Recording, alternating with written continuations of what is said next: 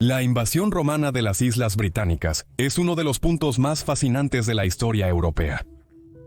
Esta tierra salvaje aparentemente indomable, poblada por comunidades tribales que adoraban a los dioses antiguos, se veía como un obstáculo importante para el imperio. El emperador Claudio logró tomar el control de estas tierras durante un periodo de 45 años, finalmente asegurando la Britania romana para el imperio alrededor del año 87 d.C. En los años, décadas y siglos venideros, a medida que los romanos se extendían por las islas, conquistaban y adquirían nuevas extensiones de territorio, llevando su civilización a pueblos que consideraban bárbaros y brutales. Sin embargo, había una parte importante de Gran Bretaña que las legiones no lograron dominar: Escocia. Al norte del muro de Adriano, los romanos se enfrentaron a pueblos que luchaban más duro que cualquier otro que habían encontrado en Gran Bretaña: los pictos. Esta es la historia de los antiguos habitantes de Escocia que resistieron a los romanos, estableciendo su cultura hasta la Alta Edad Media. Descubriremos sus orígenes, su cultura y su eventual desaparición en el video de hoy. Siéntate y relájate mientras te llevamos atrás en el tiempo para conocer a los pictos y descubrir su misterioso destino. Algunos de los primeros registros escritos que documentan a los antiguos pueblos de Escocia, o Caledonia como la llamaban los romanos, aparecen alrededor del año 80 d.C., cuando los mapas del mundo conocido comienzan a incluir las Islas Británicas y sus culturas. Algunos de estos mapas identifican a las tribus de la antigua Escocia, a quienes los romanos llamaron los Benacones y Caledonia, por ejemplo. Alrededor de esta época, el gobernador romano Agrícola envió una campaña a las regiones del norte de Gran Bretaña y se enfrentó a una feroz resistencia de las tribus locales. Agrícola descubrió que no podía mantener ninguna de las tierras que había conquistado en el norte durante mucho tiempo, y después de una serie de grandes batallas, que incluyeron algunas victorias y algunas derrotas, se le aconsejó retirarse. Tras esto, los romanos empezaron a perder control sobre el norte de Gran Bretaña. Las incursiones de las tribus del norte en los campamentos y asentamientos romanos se volvieron comunes, y en el año 122 d.C., el emperador Adriano decidió restringir a las tribus escocesas de descender sobre las tierras que consideraba propias, construyendo la famosa Muralla de Adriano. La muralla no detuvo efectivamente a los invasores escoceses. Hasta el cambio del tercer siglo de Clato, los romanos se encontraron en un ciclo de repetidas campañas fallidas en Caledonia. La mayoría de las campañas fueron frustradas por ataques tribales a sus murallas defensivas, y la guerra de guerrillas temprana que vio a las tribus nativas usando las tierras altas y los bosques a su favor, emboscando a las legiones y obligándolas a retroceder al sur. Alrededor del año 210 después de Cristo, muchas de las tribus caledonias más pequeñas se habían unido en poderes más fuertes, los Maedi y los ahora mucho más grandes Caledoniae. Estos nuevos y poderosos grupos de nativos lograron diezmar la frontera romana con Caledonia. Los romanos contraatacaron, pero finalmente admitieron la derrota cuando el emperador Caracalla tomó el poder. Nunca más el imperio intentaría grandes campañas al norte del muro de Adriano, aparte de alguna que otra escaramuza o incursión. La primera grabación definitiva de los pictos en el registro histórico proviene del año 297 después de Cristo, cuando un escrito conocido como el Panegírico de Constantius Caesar detalla un nuevo grupo de personas tribales en el norte conocidos como los Picti, quienes probablemente descendían de los caledonios. El término pictos se usaba para referirse a ellos colectivamente, y se cree que significa la gente pintada. Esto es un guiño a las costumbres de los guerreros pictos de pintar o tatuar sus cuerpos con diseños y patrones intrincados antes de la batalla para reflejar sus creencias e intimidar a sus oponentes. En los primeros días de los pictos, la tierra se dividía entre los reyes, con varios reyes presidiendo reinos en algunos casos. Se cree que hubo un total de 7 reinos pictos principales: Cat, Ca, Sersin, Fib, Fidic, Faltli y Fortru. Es probable que los reinos más grandes estuvieran intercalados con varios más pequeños, que habrían sido gobernados por sus propios reyes. De los reinos más grandes, Fortru parece haber sido el más grande y poderoso, y estaba ubicado en lo que ahora es la zona de Moray en Escocia.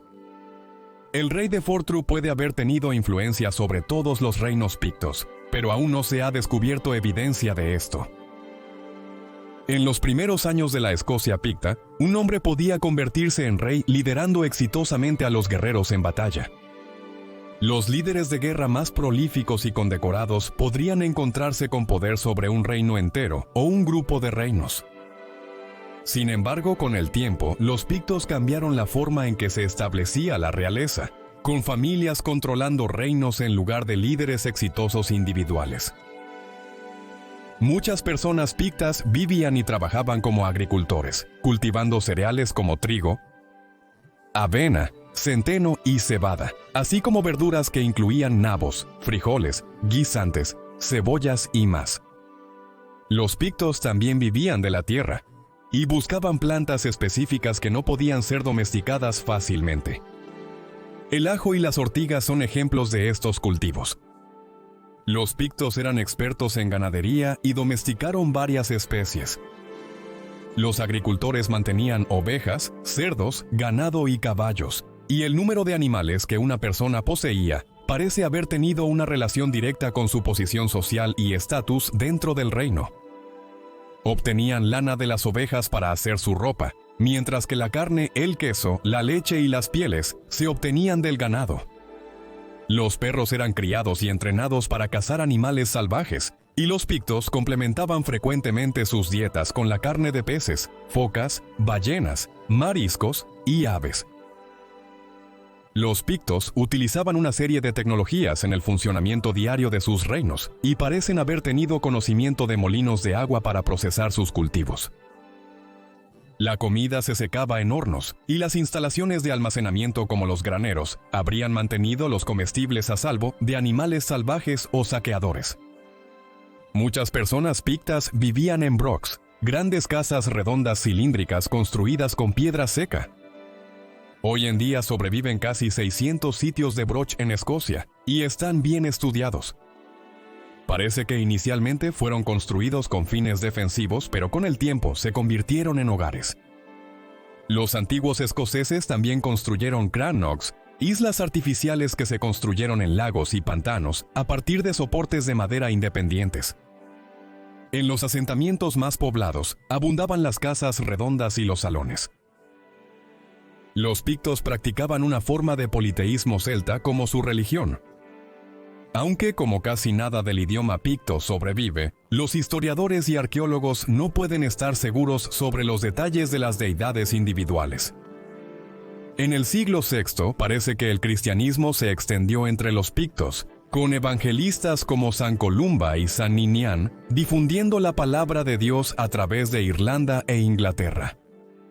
Antes de la llegada del cristianismo a Escocia, los pictos eran famosos por sus piedras talladas, en las que se grababan patrones en espiral, representaciones de animales y símbolos crípticos. Con el paso del tiempo, los pictos continuaron construyendo estos monumentos, pero lentamente comenzaron a aparecer imágenes cristianas en ellos. Las iglesias eventualmente se volverían comunes en los asentamientos pictos, y lentamente, como es la forma a lo largo de la historia con todas las culturas paganas, los viejos dioses fueron eliminados gradualmente. Los guerreros pictos no solo eran físicamente poderosos, necesitaban serlo para disuadir a las legiones romanas del norte, sino también astutos. Las tribus de Escocia sabían mejor que enfrentarse directamente a los romanos. El armamento y la armadura superiores del imperio acabarían rápidamente con un picto vestido de tela y cuero. En cambio, optaron por atacar de manera sigilosa, utilizando algunas de las primeras formas de guerra de guerrillas para superar y dominar a sus oponentes. Cualquiera que haya estado en Escocia te dirá que es notoriamente montañosa, y en la época de los pictos, el país habría estado cubierto por mucho más bosque antes de que la era de la industria lo despejara en su mayoría. Los pictos habrían podido acechar a los romanos mientras atravesaban el terreno difícil, emboscándolos desde alturas donde tenían la ventaja. Puedes imaginar el miedo que debieron haber sentido los legionarios, ya que las tormentas de flechas precedían el descenso de guerreros pintados y gritando sobre ellos en los bosques. Los pictos también utilizaron el apoyo de los pueblos vecinos para repeler la amenaza romana. En más de una ocasión, se sabe que se aliaron con el pueblo Scoti en Irlanda para aprovechar la inestabilidad romana hacia el final del tiempo del imperio en Gran Bretaña. Incluso pudieron recuperar las tierras conquistadas del control romano, lo que habría requerido un grado increíble de planificación y conocimiento previos.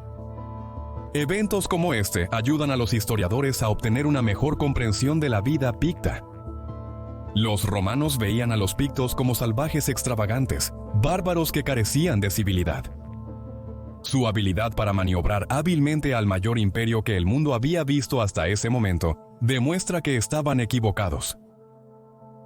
Algunas de las batallas más notables de los pictos fueron los enfrentamientos de la guerra picta de Estilicho.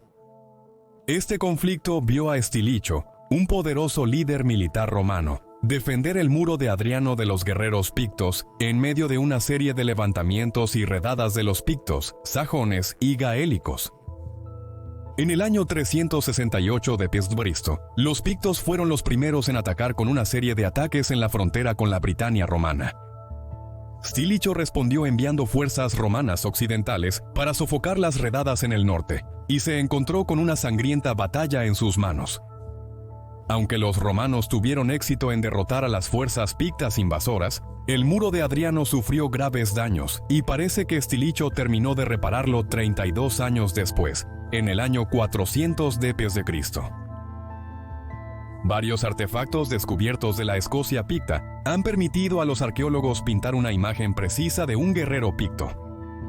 Los antiguos habitantes de Escocia se habrían vestido con tela y cuero mientras luchaban, pero el avance de la tecnología les permitió defenderse de formas más confiables. Los cascos y armaduras de hierro comenzaron a aparecer a medida que los pictos chocaban con los romanos. Muchos pictos recogerían armaduras y armas de los soldados romanos caídos, ya sea usándolas ellos mismos o fabricando nuevas armaduras utilizando el equipo romano como base. Los pictos también parecen haber adoptado una amplia gama de tipos de escudos, que van desde el básico escudo redondo de broquel, típicamente hecho de madera y cuero, hasta el más complejo escudo en forma de H, principalmente hecho de madera y reforzado con hierro. En sus batallas contra los romanos, vikingos y reinos vecinos, los guerreros pictos empuñaban hachas, espadas, lanzas y arcos, a menudo ornamentados con tallados y patrones.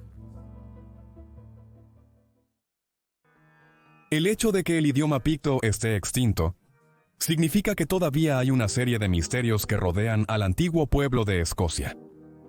Además, los símbolos e imágenes tallados en piedras por los pictos, que probablemente actuaban como una forma de expresión y comunicación, no pueden ser descifrados de manera confiable.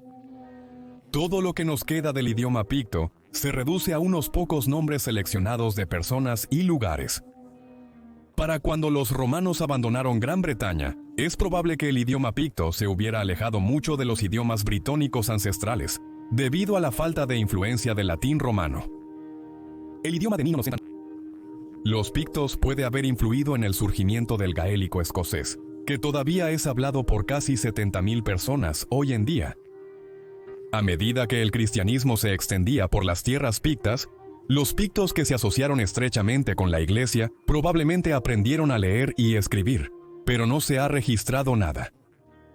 Las tallas posteriores producidas en Escocia picta muestran a personas llevando y leyendo libros, pero la tasa de alfabetización entre los pictos probablemente habría sido extremadamente baja.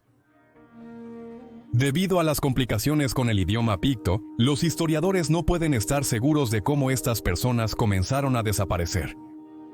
Su declive puede tener algo que ver con la llegada del rey Kenneth MacAlpine del reino de Dalriada, en lo que ahora es el oeste de Escocia y el norte de Irlanda, no muy lejos de las tierras pictas. Este rey conquistó las tierras pictas alrededor del año 843 d.C. y asimiló a su gente en la suya, formando el reino de Escocia. El misterio surge cuando los historiadores consideran el hecho de que, a pocas generaciones de la llegada de Kenneth MacAlpine, todas las huellas de la cultura picta parecían desaparecer de Escocia. Sin embargo, Kenneth no fue el primero en reclamar las tierras pictas, e incluso pudo haber intentado tomar el poder mientras los pictos se recuperaban de otra ola de ataques, esta vez desde el Mar del Norte. En el año 839 d.C., los vikingos descendieron sobre las costas de las tierras pictas y sus incursiones tuvieron un impacto brutal. Apuntando a Fortru, el asiento del poder picto, los vikingos noruegos reclamaron una victoria decisiva, matando a Iwan, rey de los pictos, y a su hermano Bran. Los registros de los anales de Ulster de esta época hablan de esta batalla, conocida como el desastre de 839, donde los paganos ganaron una batalla sobre los hombres de Fortru, y cómo cayeron allí hombres casi innumerables. En medio del caos de perder a su rey, una enorme herida quedó sin tratar en el lado picto, permitiendo a Kenneth MacAlpine moverse desde el oeste. Se cree que Kenneth tomó primero Fortru, antes de expandirse hacia el este a través de la totalidad de las tierras pictas. Cuando Kenneth murió en el año 858, Escocia pasó a su hermano, Donald MacAlpine, y luego nuevamente a Constantino I cuando Donald murió. Curiosamente, Constantino I de Escocia ha sido referido como el rey de los pictos en relatos históricos, pero para cuando ascendió al trono, la cultura picta en Escocia había prácticamente desaparecido. Otras cuentas afirman que los pictos simplemente no pudieron mantenerse al día con los cambios que ocurrían en toda Escocia y Gran Bretaña, y su cultura finalmente desapareció como resultado. El libro de Elizabeth Sunderland, En busca de los pictos, cuenta cómo estas personas fueron obligadas a someterse a una creciente intolerancia de sus leyes y costumbres, a medida que las tierras pictas se volvían escocesas. Las reformas religiosas, políticas y culturales, a las que no estaban dispuestos a adherirse, pueden haber llevado finalmente a los pictos a los anales de la historia. Para el año 900 d.C., cuando Constantino II ascendió al trono y promovió una cultura de conformidad con las leyes de la Iglesia en Escocia, ya no se mencionaba más a los pictos en un sentido contemporáneo. Desde un punto de vista histórico y cultural, es frustrante que no podamos aprender más sobre los primeros reinos de Escocia. Los pictos fueron algunas de las personas más poderosas, culturalmente ricas y resistentes de la Europa histórica, capaces de resistir a los romanos y hasta de enfrentarse a los vikingos. ¿Qué podría haber provocado el fin prematuro del pueblo picto? ¿Fue la llegada de invasores desde el oeste, la propia obstinación de los pictos ante nuevas leyes y cambios, o una combinación de ambos? Todo lo que podemos hacer por ahora es esperar que se descubran más artefactos y documentos de Gran Bretaña sobre los pictos en el futuro. Aunque los propios pictos no dejaron rastro literario, quizás los reinos y culturas que finalmente los expulsaron sí lo hicieron.